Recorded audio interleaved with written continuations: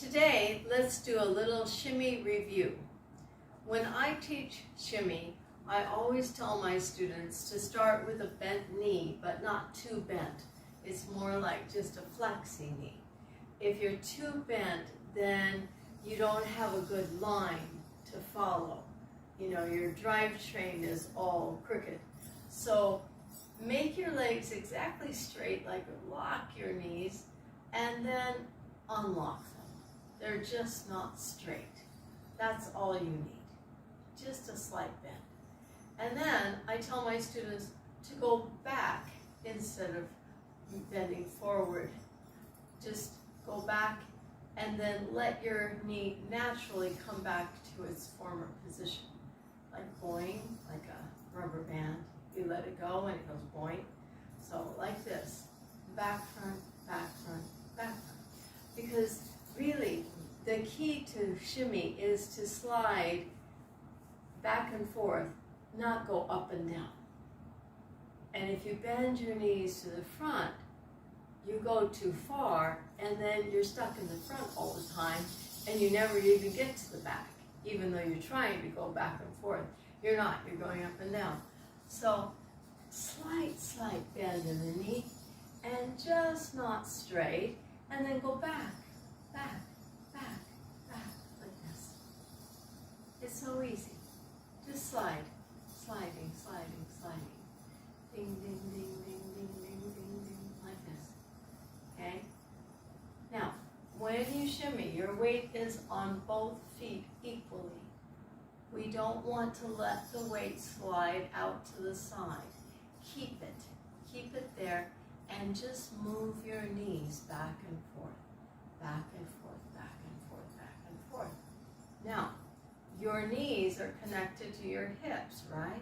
So there are two things you can do. You can lift your hips up off of your legs and let your legs do all the work while keeping your hips still.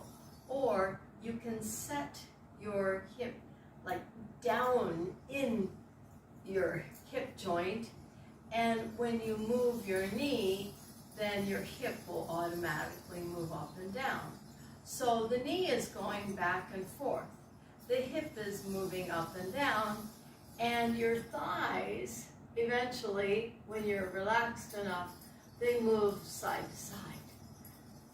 Okay, the way the thigh shakes, it shakes sideways this way. Okay, so let's just practice 1, 2, 1, 2, 1, 2, and I've got my hips moving with my knees, but I don't want to add a whole lot of energy here because I want you to see it clearly what I'm doing.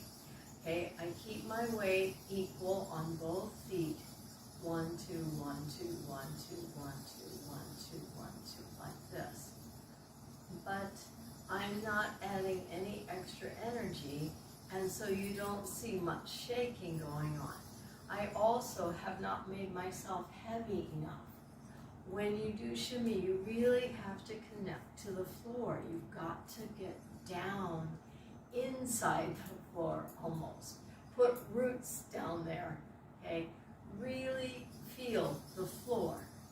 And then when you start to move your knees back and forth and slide, then you get more shaking.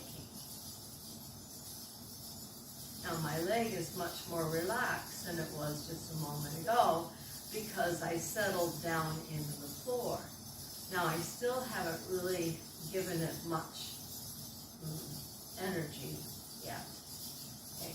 But if I do that, you're going to think my legs are shaking much more than they are. Count my hip movement. 1, 2, 1, 2, 1, 2, 1, 2. 1, 2, 1, 2, 1, 2. You see what's happening? 1, 2, 1, 2, 1, 2, 1, 2, 1, 2, 1, 2, 1, 2, 1, 2. I'm not changing the speed. I'm giving it more force, more power. Let me take it out. It's always the same speed. I haven't changed anything except what's in my mind.